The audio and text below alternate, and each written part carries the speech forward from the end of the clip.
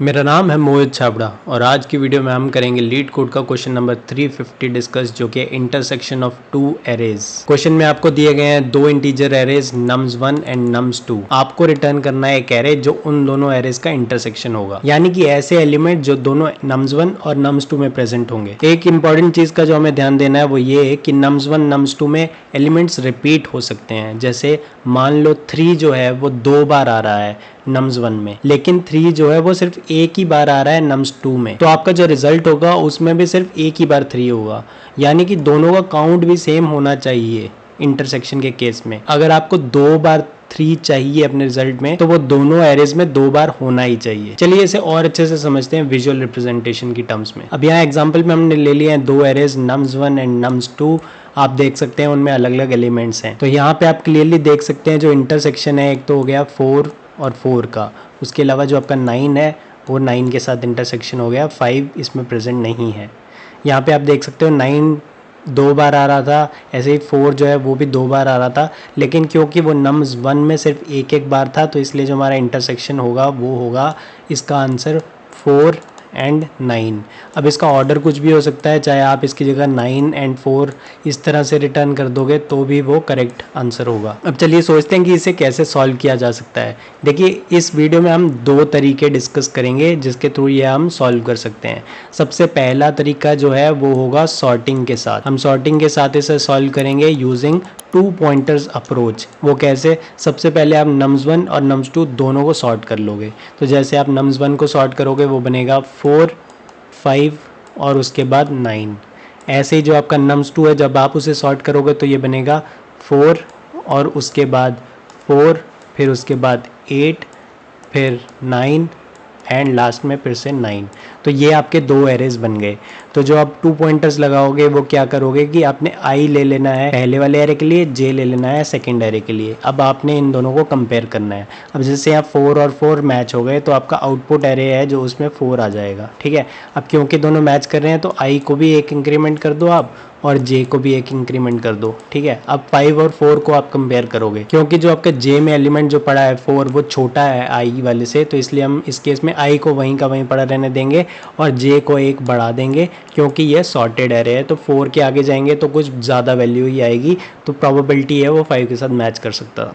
अब यहाँ पे आपका जो आई है वहाँ पे वैल्यू पड़ी है 5, जे पे वैल्यू पड़ी है 8। अब क्योंकि जो आपका आई पे जो वैल्यू है वो कम है, तो इस बार हम आई को इंक्रीमेंट करेंगे, तो आई आपका यहाँ पे हो जाएगा, जे वहीं का वहीं पड़ा रहेगा।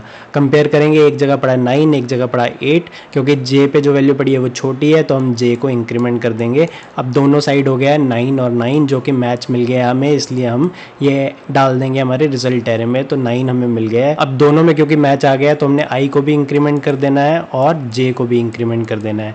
अब आई में तो कोई एलिमेंट बचा ही नहीं है, आई का एरे ही खत्म हो गया है, तो यहाँ पे आपका जो है लूप रुक जाएगा और आपका ये आउटपुट हो जाएगा 4 9। ठीक है, इस तरह से हम सॉर्टिंग के साथ इसे सॉल्व कर सकते हैं।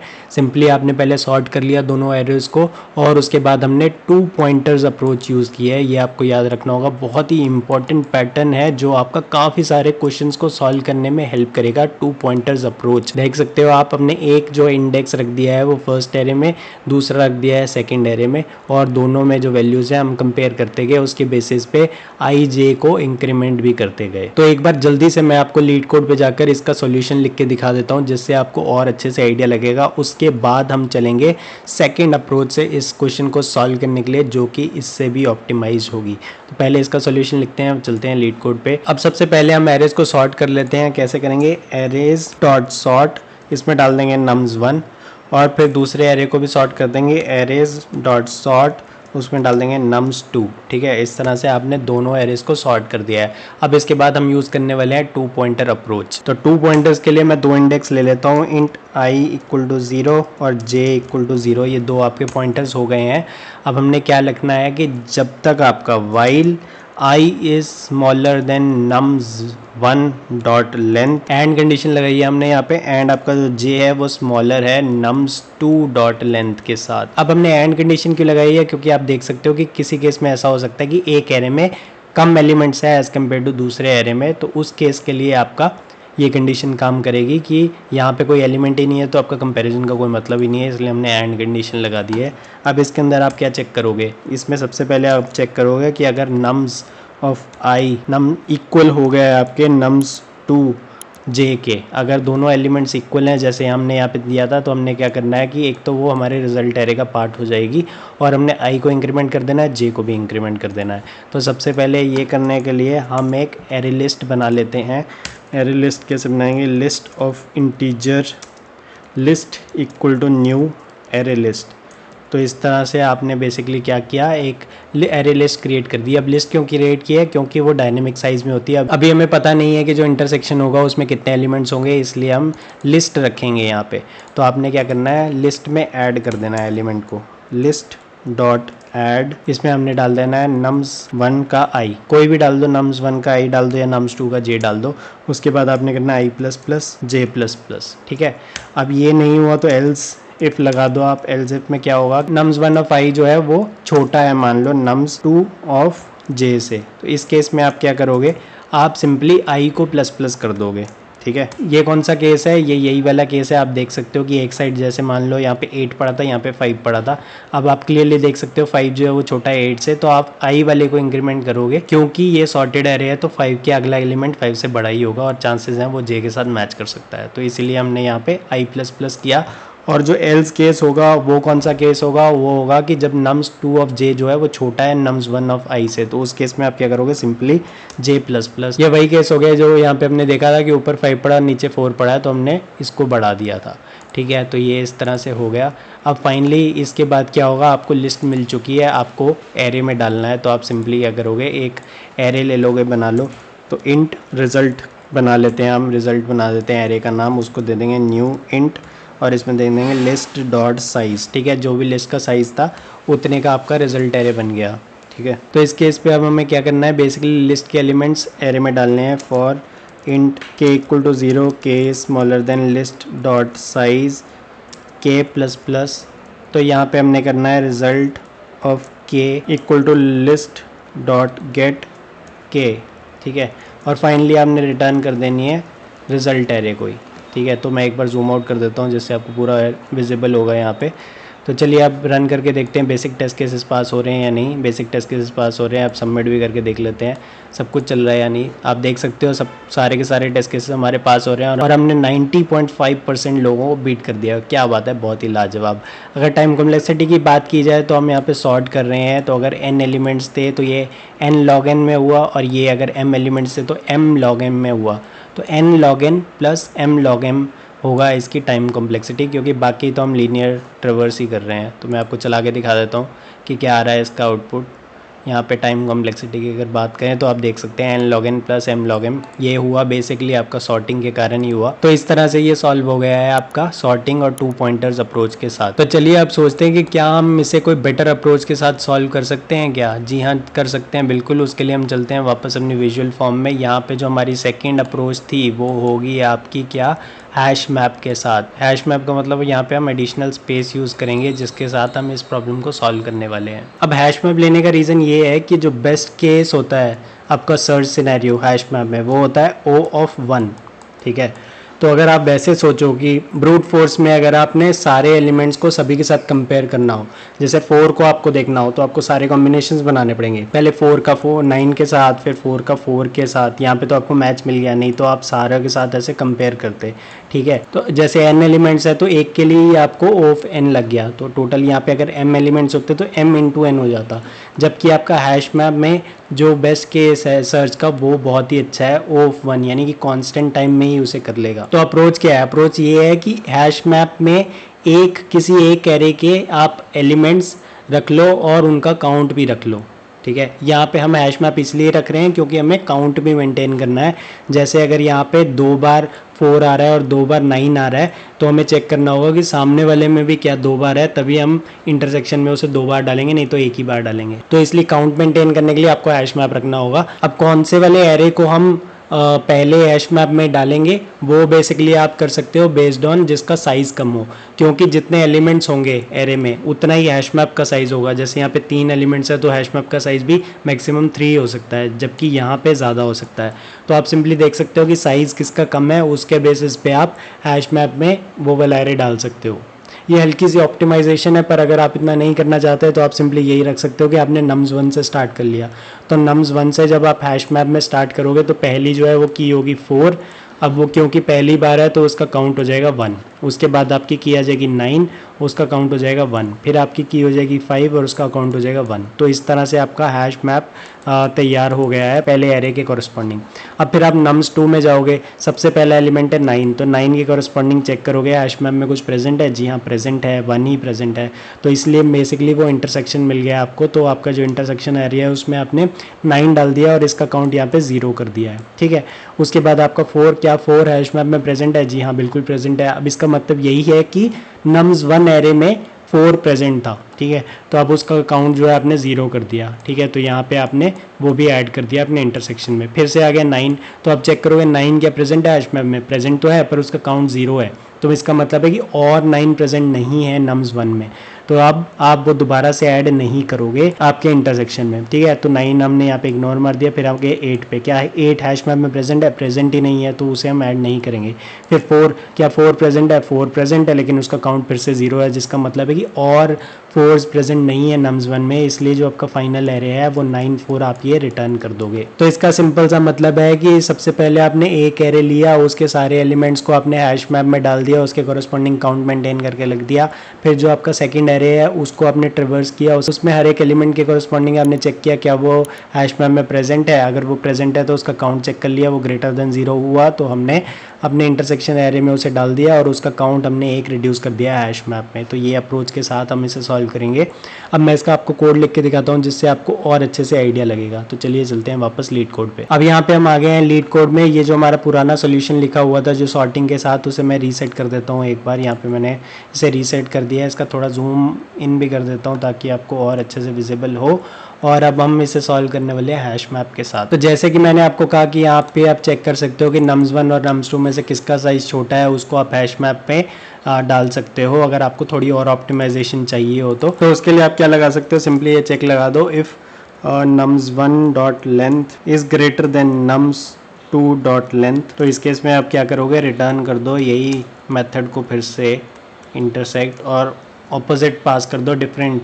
बेसिकली nums2 पहले पास कर दो और nums1 बाद में पास कर दो। सो ये सेम मेथड ही कॉल हो जाएगा। बेसिकली आपने रिवर्स कर दिया क्योंकि हम क्या करने वाले हैं, nums1 के साथ ही हमेशा हैश मैप में इंसर्ट करने वाले हैं। तो बेसिकली अगर nums1 की लेंथ जो ज़्यादा थी तो आपने nums2 को nums1 की जगह डाल दिया, स्वैप कर दिया, ताकि आपका लॉजिक इंटैक्ट रहे। तो अब हम एक मैप बनाने वाले हैं।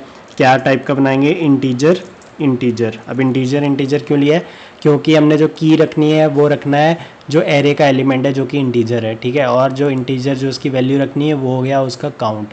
तो ये हो गया आपका की और काउंट, ये दोनों इस तरह से हो गए। अब इसका नाम रख देते हैं map equal to new hash map, ठीक है। हैश मैप हो गया हमारे पास यहाँ पे रेडी। तो हमने करना क्या है, सबसे पहले nums1 एरे को ट्रिवर्स करेंगे, ठीक है। For int i equal to 0, i smaller than nums1 dot length i plus plus. इसमें हम क्या करने वाले हैं, सिंपली हमारे जो अभी एलिमेंट होगा वो हमारी की बन जाएगी। तो उसके कॉरस्पॉन्डिंग हमने फ्रीक्वेंसी रखनी है, तो फ्रीक्वेंसी हमने डाल दिया और वो क्या होगा, मैप डॉट गेट और डिफ़ॉल्ट। हमने ये मेथड यूज़ किया है हैश मैप का। इसके अंदर हम पास करेंगे की क्या है, nums1 ऑफ आई, ठीक है, और डिफ़ॉल्ट वैल्यू पास कर देंगे 0। अब इसका मतलब क्या है, इसका मतलब है कि ये गेट करेगा इस की को हैश मैप में से। अगर वो ऑलरेडी प्रेजेंट हुई तो उसकी वैल्यू दे देगा, अगर वो की ना प्रेजेंट हुई तो वो जनरली नल रिटर्न करता है अगर आप map dot get method use करते हो। पर हमने यूज़ किया है गेट और डिफ़ॉल्ट। इसका मतलब है कि अगर वो की प्रेजेंट ना हुई तो वो नल रिटर्न ना करे, उसकी जगह ये डिफ़ॉल्ट वैल्यू दे जो कि हमने दे दी है 0, ठीक है। अब इसका फ़ायदा क्या है, इसका फ़ायदा बहुत सिंपल है, आपको इफ़ एल्स अलग से लगाना नहीं पड़ेगा कि अगर वो प्रेजेंट है तो ऐसा करो, अगर वो प्रेजेंट नहीं है तो ऐसा करो, है ना। क्योंकि अगर आप सिंपली गेट मेथड का यूज़ करते या कंटेन्स की मेथड का यूज़ करते हो तो आप लगाते हैं कि अगर कंटेन्स की है तो आप जो भी फ्रीक्वेंसी है +1 करके उसमें स्टोर कर दो, नहीं तो आप सिर्फ 1 स्टोर कर दो क्योंकि वो पहली बार आ रहा है। तो अब इस केस में क्या हुआ, 0 हो गया। तो आप सिंपली ये कर सकते हो, मैप डॉट पुट जो उसकी की है, की क्या है, nums1 डॉट आई, उसके कॉरस्पॉन्डिंग वैल्यू क्या है, फ्रीक्वेंसी +1, क्योंकि एक काउंट इंक्रीज करना है। जैसे फॉर एग्जांपल अगर आपका मान लो इसके लिए आप हैश मैप बना रहे होते तो सबसे पहले होता 9, उसके कॉरस्पॉन्डिंग कुछ भी नहीं था तो डिफ़ॉल्ट वैल्यू 0, तो अब 1 डाल दोगे आप, ठीक है। उसके बाद आ गया 4, अगेन वो 0 डिफ़ॉल्ट देता तो उसके कॉरस्पॉन्डिंग +1 फ्रीक्वेंसी 1 डाल देते। फिर 9 आता, इस बार वो डिफ़ॉल्ट वाली पिक नहीं करेगा क्योंकि ऑलरेडी प्रेजेंट है 9 हैश मैप में, तो जो उसकी फ्रीक्वेंसी थी 1 प्लस कर दिया 1, तो यहाँ पे अब वो 2 डाल देगा। तो इस तरह से आपका हैश मैप बिल्ड होगा। अगर वो प्रेजेंट है तो सीधा उसकी फ्रीक्वेंसी देगा, अगर वो प्रेजेंट नहीं है तो बाय डिफ़ॉल्ट 0 वैल्यू देगा। तो इस तरह से आप सिंपली इसको पुट कर रहे हो। तो इससे होगा क्या कि आपका जो nums1 है उसके कॉरस्पॉन्डिंग सारी चीज़ें आपके पास आ गई कि कौन सा एलिमेंट कितनी बार आ रहा है आपका, ठीक है। अब आप चलाओगे इसी तरह से एक लूप nums2 के लिए, for i equal to 0 i smaller than nums2 dot length और कर दोगे i प्लस प्लस। इसके अंदर आपने क्या करना है, आपने चेक करना है कि जो आपका एलिमेंट है क्या वो एग्जिस्ट करता है हैश मैप में या नहीं। तो अब इसको कैसे चेक करोगे, simply map dot get nums2 i is not equal to null, यानी कि जो आप फेच करना चाह रहे हो वो प्रेजेंट है। अगर ये प्रेजेंट नहीं होता तो नल होता है, तो इसलिए हमने नॉट का चेक लगा दिया है। इसका मतलब है कि वो प्रेजेंट होगा, जो हम सर्च करना चाह रहे हैं कि वो प्रेजेंट है। और उसके अलावा हमने क्या लगाना है कि उसकी जो फ्रीक्वेंसी है, मैप डॉट गेट nums2i, जो उसकी बेसिकली फ्रीक्वेंसी है आपकी वो ग्रेटर देन 0 है, ठीक है। अगर ये दोनों कंडीशन है कि यानी कि वो प्रेजेंट है, इसको आप ऐसे भी लिख सकते हो, कंटेन्स की लगा सकते हो इसकी जगह, मैप डॉट कंटेन्स की nums2i, ठीक है, ये भी लिख सकते हो, या आपने गेट के थ्रू कर दिया कि वो नल नहीं है और जो उसकी फ्रीक्वेंसी है वो 0 से ज़्यादा है। तो उस केस में हम क्या करेंगे, हम सिंपली कर देंगे जो हमारी लिस्ट है इंटरसेक्शन की उसमें ऐड कर देंगे। तो पहले मैं एक लिस्ट बना देता हूँ यहाँ पे, list integer list equal to new array list, ठीक है। तो ये हमने एक बना दी, इसकी थोड़ी फॉर्मेटिंग कर देता हूँ मैं, ये इस तरह से हो गया, आपकी नई लिस्ट बना दी। लिस्ट क्यों बनाई, जैसे हमने लास्ट केस में किया था, क्योंकि हमारा ये जो इंटरसेक्शन का साइज़ है वो डायनेमिक है, हमें पता नहीं है कितने एलिमेंट्स इंटरसेक्शन में आएंगे, तो इसलिए हमने लिस्ट ले ली जो कि डायनेमिक नेचर में होती है। और फाइनली जब हमारा लूप्स ख़त्म हो जाएंगे तो हम लिस्ट को कन्वर्ट कर देंगे एरे में, ठीक है। तो अब यहाँ पर हमने क्या कर दिया इस केस में, सिंपली आप कर दो लिस्ट डॉट ऐड। अब हम ऐड कर रहे हैं, इसमें क्या डालेंगे, nums2i, ठीक है, ये वाला एलिमेंट हमने इसमें ऐड कर दिया। और हमें इसके अलावा क्या करना है, जो हमने काउंट निकाला था उसको एक डिक्रीज कर देना है, ठीक है। मैप डॉट पुट nums2i, इसमें आप क्या करोगे, मैप डॉट गेट nums2i -1, ठीक है। जो भी काउंट था आपने उसको एक डिक्रीज कर दिया। आप ये बार बार यूज़ करने की जगह आप ये भी कर सकते थे कि इसकी वैल्यू पहले फेच करके रख लो और उसके बाद आप सिंपली -1 कर दो, ठीक है। तो हमने सिंपली वही चीज़ की है जो मैंने आपको यहाँ पे पहले करके दिखाई थी कि जैसे 4 का 1 पड़ा था तो हमें पता लग गया कि ये प्रेजेंट है, तो एक तो हमने इंटरसेक्शन लिस्ट में उसे ऐड कर दिया था और उसका काउंटर जो है वो एक डिक्रीज कर दिया। तो सेम चीज़ हमने यहाँ की है, उसको लिस्ट में ऐड कर दिया और उसका जो काउंटर है वो एक डिक्रीज कर दिया है, ठीक है, बहुत ही बढ़िया। अब उसके बाद अगली बार क्या होगा, हो सकता है वो 0 हो जाए, तो इस कंडीशन में वो फेल हो जाएगा, ठीक है ना। ये यूज़ करके आपके पास इंटरसेक्शन की एक लिस्ट आ जाएगी। तो फाइनली इसके बाद हमने क्या करना है, जो हमारी लिस्ट है उसको कन्वर्ट कर देना है एरे में। तो अब एरे का साइज़ क्या होगा, int result equal to new int, और ये साइज़ होगा लिस्ट डॉट साइज़, ठीक है। इस तरह से आपका साइज़ हो गया। और int i equal to 0 i smaller than list dot size i plus plus, यहाँ पे हम क्या करेंगे, result of i equal to list dot get i, है ना। तो इस तरह से हो गया और फाइनली आप रिटर्न कर दोगे रिज़ल्ट को, ठीक है। इसको एक बार थोड़ा जूम आउट करके दिखाता हूँ ताकि पूरा दिखे आपको। तो यहाँ पे ये हो गया जूम्ड आउट, यहाँ पे आप क्लियरली देख सकते हो। सबसे पहले हमने जिस एरे का साइज़ कम है उसको हमने हैश मैप में एंट्री कराई है, क्योंकि जो आपकी स्पेस है वो उसके अकॉर्डिंग ही होगी, तो आपकी जो है स्पेस कॉम्प्लेक्सिटी डिक्रीज़ होगी इसके थ्रू। फिर हमने एक हैश मैप क्रिएट कर लिया है और हमने एक एरे को ट्रेवर्स करके उसके हर एक एलिमेंट का फ्रीक्वेंसी मेंटेन कर लिया हैश मैप में। जो की होगी वो एलिमेंट होगा और फ्रीक्वेंसी होगी कि वो कितनी बार आया है, ठीक है। उसके बाद आपने एक इंटरसेक्शन की एक लिस्ट बना ली और आपने इसमें क्या किया है कि जब आपका एरे जा रहा है सेकंड वाला, हमने चेक कर लिया कि क्या उसका काउंट प्रेजेंट है, फ्रीक्वेंसी प्रेजेंट है। अगर वो प्रेजेंट हुई तो सिंपली हमने इंटरसेक्शन लिस्ट में ऐड कर दिया है और उसका एक काउंटर डिक्रीज कर दिया है। फाइनली जो हमारी लिस्ट है उसको हमने कन्वर्ट कर दिया है एरे में। चलिए अब चला के देखते हैं बेसिक टेस्ट केसेस हमारे पास हो रहे हैं या नहीं। बेसिक टेस्ट केसेस पास हो गए हैं। अब सबमिट करके देखते हैं कि सारे के सारे टेस्ट केसेस हमारे चल रहे हैं या नहीं। यहाँ पे आप देख सकते हो सारे के सारे टेस्ट केसेस हमारे पास हो रहे हैं और हमने 90.5% को बीट भी कर दिया है। क्या बात है, बहुत ही बढ़िया।